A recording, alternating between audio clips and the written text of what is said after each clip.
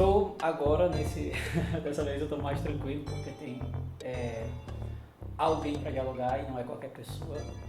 É um dos grandes artistas desse país, ator, dramaturgo, diretor, historiador, pesquisador, professor, escritor não apenas de teatro,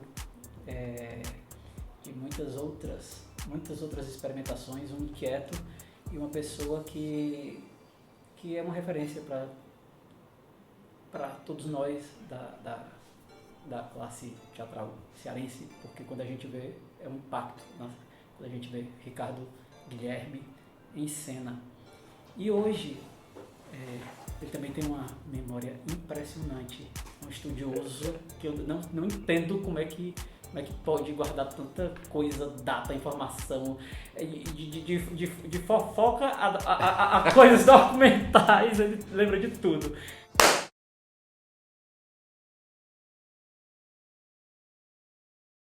Então, é isso. Estou muito mais à vontade para falar de dramaturgia e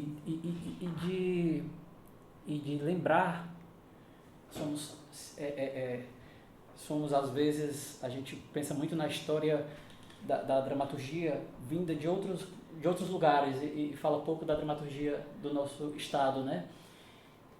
Então é isso. Vamos falar sobre dramaturgia, a história da dramaturgia cearense e outras coisas mais, mas vamos partir disso, né, Ricardo? Vamos lá. Obrigado pelas suas palavras. Nós que somos amigos há tanto tempo. Eu que vi você surgir, né? Como ator, como diretor e sobretudo como dramaturgo. E aí, Ricardo, eu queria começar assim, pelo começo, né? Como começou o teatro no Ceará, mas no sentido mesmo de...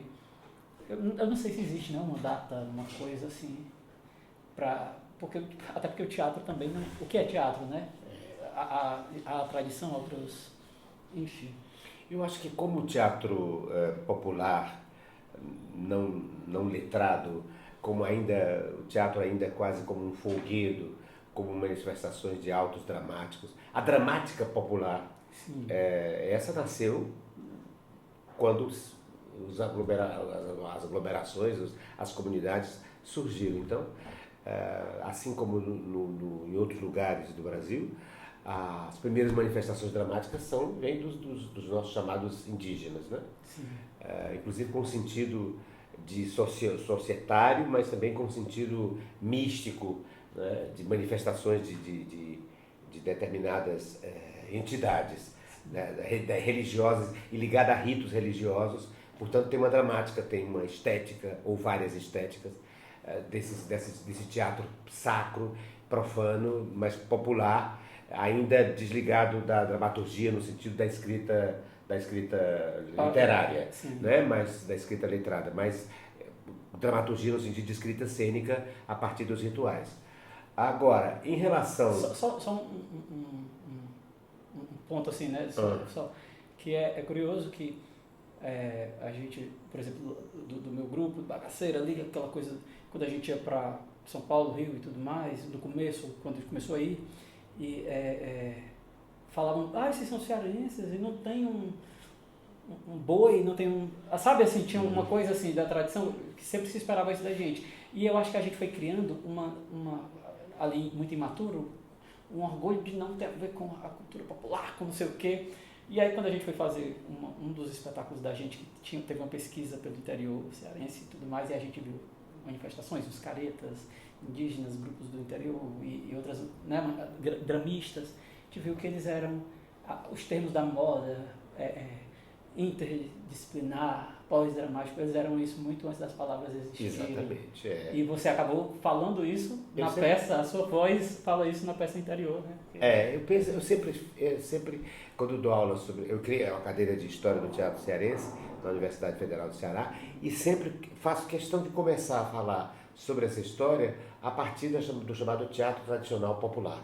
Teatro tradicional popular, que aí engloba todas essas manifestações ritualísticas e esses folguedos, né? E essa dramaturgia falada, misturada com um canto, com poesia improvisada e com dança, né? Com dança dramática, enfim, que está na raiz de todas as dramaturgias americanas, né? Sobretudo na América do Sul, e todos os países que foram colonizados. E, inclusive foram colonizados, esses países, e o Brasil também, pelo teatro.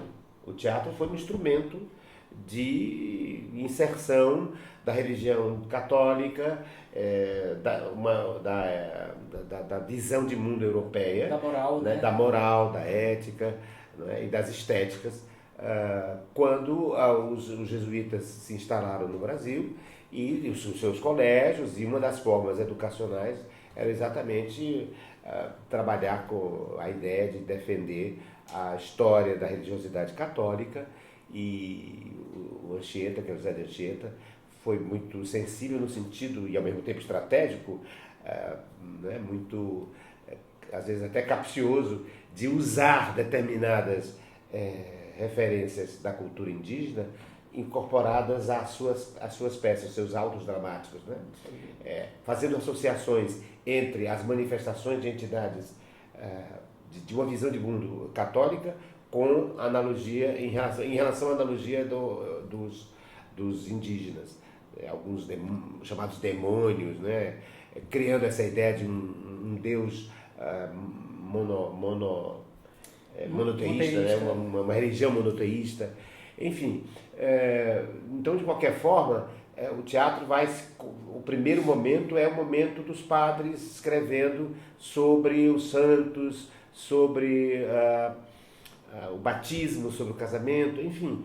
É um teatro que nasce como arte-educação, mas uma arte-educação dirigida... O bem contra o mal muito claramente. O maniqueísmo muito mal, e o mal associado à cultura indígena e o bem associado à cultura europeia. Então houve um embranquecimento das manifestações populares do teatro tradicional e que vão se perpetuar através de manifestações de dança e de autos dramáticos que até hoje a gente vê. Por exemplo, no caso do Ceará, eu costumo dizer que o nosso prototeatro as bandas cabaçais, né?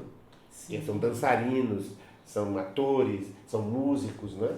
E que aquela raiz vem dos índios, né? Dos Cariri, e que depois foi apropriada pela colonização no Crato, né? Da religiosidade da Nossa Senhora, a Igreja de Nossa Senhora, enfim, as manifestações ligadas à religiosidade católica. Então, na verdade, processamentos, né? São processamentos que vão sendo feitos. Agora, do ponto de vista, no Ceará, do ponto de vista do texto como nós conhecemos hoje, dramaturgia de texto, tem até uma data. Tem? Porque já é 1859, com uma peça chamada Quem com ferro fere, com ferro será ferido, de Juvenal Galeno, escrita em 1959 e montada em Fortaleza em 1961. Peraí, escrita em? Escrita, manuscrita, Sim. em 59. Tá. Então, pela história nossa, assim, mais recente, do século XIX, o início da dramaturgia, o primeiro dramaturgo é Juvenal Galeno. Bacana. Juvenal Galeno dramatizando um ditado popular, né? Quem com ferro fere, com ferro será ferido. E ele então cria uma história para dar, digamos, uma mensagem no final de que aquele que comete uma determinada ação vai ter a reação e vai pagar pelos desencontros que provocou numa determinada personagem, uma personagem feminina. Então, a peça que... Em qual cidade? Em Fortaleza. Em Fortaleza. Foi montada também aqui em 61, essa peça, 1861. Essa peça, eu tinha o manuscrito. Por isso que eu perguntei, porque você tinha dito 1900. Eu tinha 1900? Não, você começou falando de 1800, aí depois teve uma hora que você queria falou 1900. Foi? Então, aí por isso que eu disse, 1859. O texto, né? Sim, isso. E o manuscrito, inclusive, que eu tinha esse manuscrito, eu doei depois... Para o acervo do... Não, para o acervo da biblioteca. Obras raras. Não, da biblioteca pública. Tinha me dado, eu fui guardião desse manuscrito histórico, da Nezinha Galeno, que é a sobrinha neta, eu acho, do Juvenal Galeno, e durante muitos anos eu preservei. Depois nós fizemos um trabalho bonito de copiar isso, eu e Marcelo Costa, né?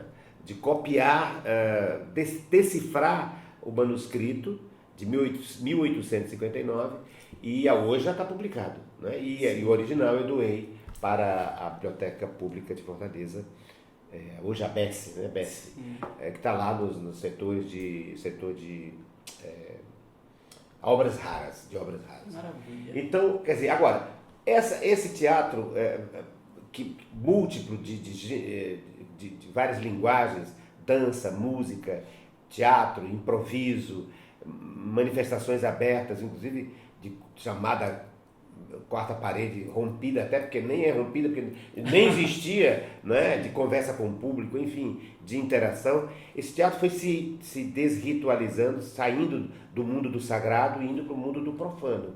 Né? E um segundo momento do teatro cearense é exatamente que vai dar aí no Juvenal Galeno, na peça Quem com Ferro será ferido, 1859, é exatamente um teatro já letrado, um teatro em que já há, por exemplo, uma imprensa para noticiá-lo, né? Já há um espaço exclusivo para a representação, coisa que não havia, os terreiros, os colégios, aqui eram... Né, o teatro prédio começa a existir aqui no Ceará, em Fortaleza, no Fortaleza e no Brasil, no Ceará todo, a partir do século XIX. Então, o primeiro teatro prédio, 1860, e depois, que é o Teatro da Ribeira dos Icós, e depois o Teatro São João, de 1880, em Sobral. E depois, já no século XX, 1910, o Teatro Zé de Alencar. Não, eu não sabia que o Teatro São João era tão antigo. Pois é o segundo mais antigo em atividade, né? Então, o teatro o que acontece no segundo momento é uma apropriação desse teatro popular pelo mundo letrado, pelos intelectuais. Né? Eu me lembrei agora que agora falando do Teatro São João, eu me lembrei que eu me apresentei no Teatro São João pela primeira vez, criança eu era. E aí eu achei engraçado que tinha, não sei se ainda tem lá, mas tinha digamos assim, na beira do palco, tipo um buraco assim. O buraco do ponto. O buraco do ponto. Aí eu vi, gente, que é isso? Tá? O buraco do ponto aliás, o ponto é um personagem, né, da estruturação da encenação, que os atores não decoravam o texto, né? Tinham que ser pontado, né? Alguém que sopra as falas para os atores dizer. Porque havia um número muito grande de espetáculos, né? Espetáculos longos, espetáculos de vários atos. Mas o que eu queria dizer é que os intelectuais se apropriam desse teatro musicado e não só no Ceará, estou falando em termos do mundo todo e no Brasil e especificamente no Ceará, e criam o que eu chamo de teatro de convenções. Porque aí vai a criação de gêneros, né? A criação do gênero, a tragédia, a comédia, a farsa, o melodrama, né? O teatro musicado. E no caso do Ceará, eu apontaria dois elementos do teatro tradicional como inspiradores. As próprias bandas cabaçais, né, onde você tem dançarinos e dramaturgos no sentido não de escrita, mas de desenvolvimento em cena de um determinado enredo, e as dramistas. Os cantos, os diálogos cantados, que depois vão desaguar nas operetas, nas burletas, nesse teatro musicado que caracteriza tão bem o final do século XIX e o começo do século XX, e cujo maior representante, no caso do Ceará, é o nosso Carlos Câmara, né, que vai fazer uma espécie de revista, um olhar do sertão em relação à capital e o olhar da capital em relação ao sertão. Então, eu diria que durante 30 anos, de 1919, 20 anos, de 29 a 39, quando morre o Carlos Câmara, a grande característica é desse teatro que se apropria da música, se apropria inclusive das óperas, com paródias de óperas e operetas, e criam esse teatro burlesco, que está dentro desse grande leque de teatro, que eu chamo de teatro de convenções, que é um teatro todo regrado em termos de representação, que cria uma tipologia específica que se repete em todas as peças e que vai dar margem, por exemplo, ao radioteatro, ao teleteatro, ao cinema, antes do cinema de autor, antes da modernidade, né, do modernismo, que é esse teatro em que há o vilão, a vilã, a caricata, o par romântico, os tipos, uma tipologia específica, né? A dama centro, o centro dramático, os personagens emblemáticos, aquela estrutura que vai se cristalizando, que é uma estrutura, claro, vinda dos europeus, que vieram para o Brasil quando se criou aqui, quando se criaram aqui esses espaços, e muitos migraram, os portugueses, os espanhóis, peças inclusive que foram traduzidas e que, portanto, viraram uma certa marca, né? Uma cristalização. Sim. E se obedeceu isso. Isso depois migrou, esse teatro de convenções com sua tipologia específica, migrou para o rádio, né? E para novela de televisão. É isso que eu ia perguntar. Você teve experiência de rádio? Tive. O começo da minha carreira, base lá, não é só o começo, é a minha base mesmo. Talvez por isso meu teatro seja tão palavroso, né? Tão ligado à palavra. Eu trabalhei com 14 anos, 15 por aí, na Ceará Rádio Clube, com esses grandes atores que vinham no começo do século. Talvez por isso também você tem um domínio muito grande da voz também. Eu acho que. Eu fiz muito radioteatro. Pois é. E fui contra a regra também do radioteatro, que é aquele cara que faz os sons das novelas, o som de incêndio, os passos de uma mulher, os passos de um homem, as portas que se abrem, que rangem. Enfim, eu comecei como contra a regra. Depois é que isso virou sonoplastia gravada, pré-gravada, e desempregou o contra-regra. Mas eu virei também, eu fiz rádio-teatro com uma geração, a última geração de rádio-teatro no Ceará. Laura Santos, João Ramos, né? Gonzaga Vasconcelos, Miriam Silveira, enfim, Ivone Meire, Glice Salles, gente que vinha dos anos 40, dos anos 50, quando o rádio surgiu. Porque o rádio surgiu no Ceará nos anos 30, né? Ceará Rádio Clube. E logo surgiu a novela. E a novela, a radionovela, o radioteatro, chamado também de teatro cego, ele se inspirou no teatro de convenções, no teatro de gêneros, uma dramaturgia de gêneros. A dramaturgia de gêneros você tem um esquema, e esse esquema se repete, muda só a história. Mas é como se fosse uma relação entre tipo e persona. Só com a ideia de a persona é aquela que se transforma a partir dos acontecimentos de uma cena. E o tipo não, o tipo ele se mantém. Sim. O vilão nada o fará mudar. Ele é um tipo, ele é um estereótipo, né? Sim. Então é um teatro cheio de estereótipos. E muito vinculado ao melodrama? Muito vinculado ao melodrama também? Ao melodrama, à tragédia, mas isso está desde o século XIX, desde João Caetano, né, no Rio de Janeiro, que tentou inclusive criar uma escola, a primeira escola de teatro, que ele tenta criar em 1863, por aí, para passar essa tradição europeia não só do ponto de vista da dramaturgia, do texto, mas também em relação à representação, como representar. Né? E isso só vai ser mudado com o realismo, chamado realismo. Né? Todo o romantismo ainda está ligado a essa ideia de teatro de gênero, de dramaturgia de gênero e de convenções cênicas. Isso só vai se libertar a partir do realismo, quando há uma tentativa de se colocar personagens mais compatíveis à realidade daquele momento. Sim. Né? O realismo burguês, que depois vai se transformar no realismo dialético do Brecht, mas enfim, e até a grande transformação que é o modernismo. Né? E, portanto, o Ceará, eu estou falando do Fortaleza e do Ceará especificamente, mas ele tá ligado, a história da dramaturgia do Ceará está ligada também ao que está no mundo inteiro, né? A reprocessamentos, a especificidades, mas isso se dá em todos os lugares. Né? O romantismo, o realismo, o modernismo, isso se dá em todos os lugares. E tem a ver com essas tecnologias que o século XX foi implementando ao próprio teatro. A iluminação, né? A sonoplastia, né? E a ideia da psicologia, da ideia de que o personagem deve ser verossimilhante e uma cópia mais aproximada do real, né? A verossimilhança.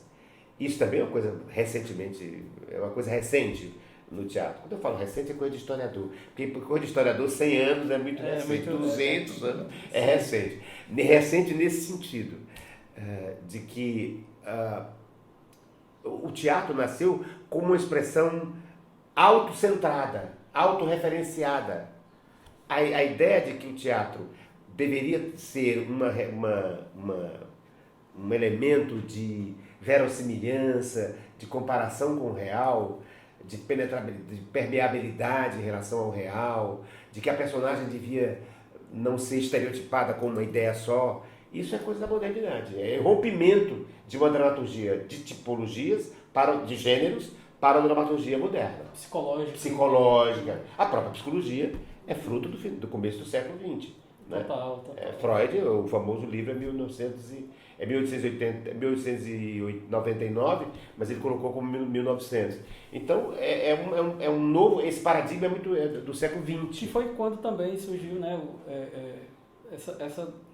exatamente, né? É um resultado dessa dramaturgia. Chekhov foi nessa virada, né, também. É justamente é um tipo de dramaturgia que já envolve toda uma carga emocional que precisou de um método. Aí veio o Stanislavski, né? Surgiu um método a partir dessa dramaturgia, né? Sim. Enfim. Uma dramaturgia de pausas, uma dramaturgia de silêncios, né? Porque o teatro também foi se libertando do beletrismo, né? De uma literatura de grandes bifes, como a gente chama, né? De grandes falas, de grandes solilóquios, peças longas de 4 horas, né? Muitos atos. Então tudo isso é uma tradição. O teatro era autorreferenciado, era autorreferenciado da sua própria história, havia uma cultura, é isso que eu queria dizer, havia uma cultura teatral e o dramaturgo estava submetido a essa história da cultura teatral letrada, e essa cultura teatral letrada criou determinadas formas, no bom sentido, não só em relação aos gêneros, mas em relação à representação. E cabia ao dramaturgo conhecer a sua história e aplicar as suas fórmulas, né? Mudando, claro, as histórias, mas uma história não podia deixar de ter um vilão, e o vilão não se modificava, ele é tipo, né? Assim como a mocinha e o herói, galã, essa tipologia toda não muda, não é? E não se deixa, não se cobra, a não ser no modernismo, a um dramaturgo, a ideia de que ele tem que ser verossímil, de que ele tem que ser plausível. Se sabia que o teatro é uma suspensão do real e que ele obedecia, até o modernismo, ele obedecia à sua tradição literária, a sua tradição. E esse rompimento veio com quais dramaturgos? Com o modernismo. Ceará. No Ceará, anos 40, 50, com uma certa virada de olhar para a psicologia. E aí estou falando de Eduardo Campos. Na sua primeira fase. Sim. Na sua primeira fase, ainda muito jovem. Eu diria final dos anos 40, começo dos anos 50. O modernismo no Ceará começa em 50, com uma peça chamada O Demônio e a Rosa, direção de Valdemar Garcia, que criou em 49 o primeiro grupo de teatro universitário. Porque nem universitário. Sobre o qual você fez uma peça já, né? Já fiz uma peça chamada Rá, porque ele foi um dos meus mestres do teatro. Ele era um escultor de voz, um escultor de corpo. Ele era um homem do Crato e veio para cá em 47. Em 49 já existia algumas faculdades não existia ainda a ideia de universidade, que só vai se concretizar em 54 e 55.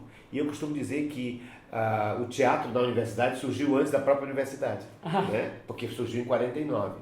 E em 50, o Valdemar dirige no Zé de Alencar uma peça chamada O Demônio e a Rosa, que é muito parecida. É uma peça, digamos, uma peça parecida com o Vestido de Noiva do Nelson Rodrigues.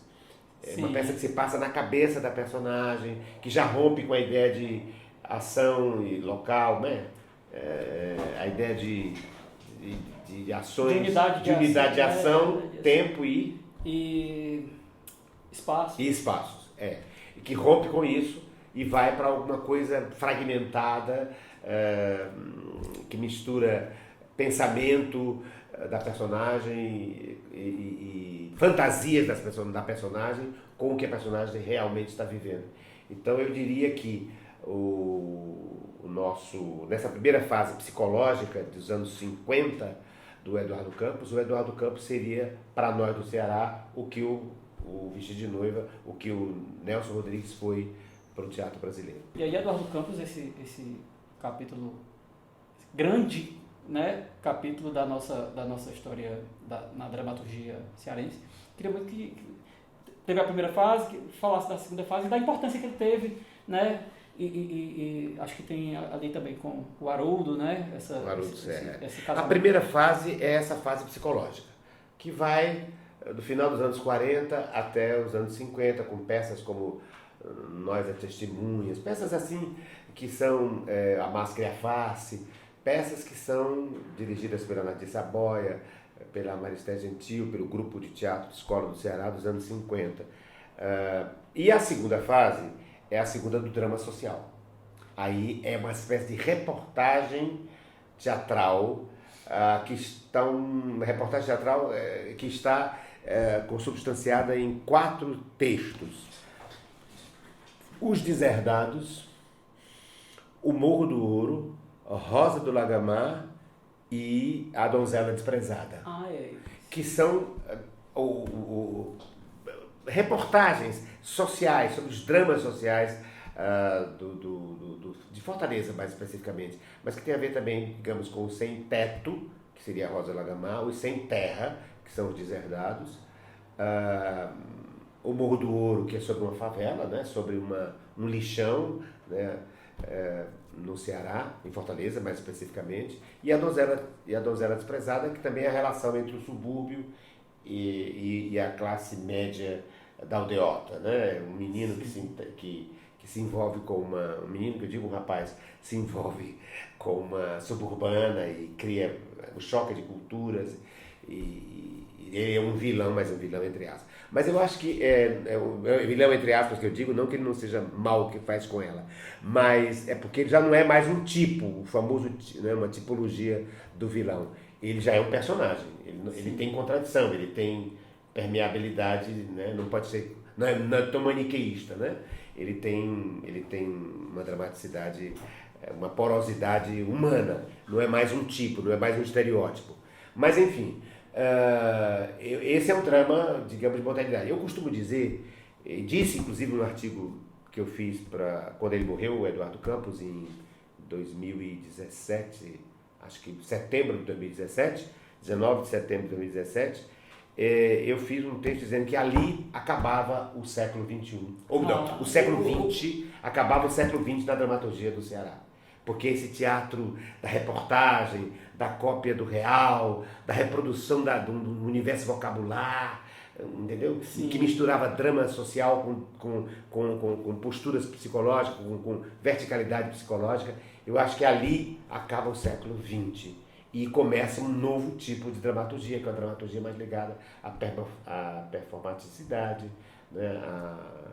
De personagens mais performáticos e não necessariamente vinculados a uma reprodução de verossimilhança com o real. Aí que a gente vai entrar. Aí já chamamos da pós-modernidade. No próximo vídeo a gente vai falar sobre essa outra etapa e outras coisas mais a respeito de dramaturgia e da visão do Ricardo também, né? A respeito não só da questão da dramaturgia do Estado e tal, como particularmente a produção dele e a visão de mundo e de arte do Ricardo. No próximo vídeo.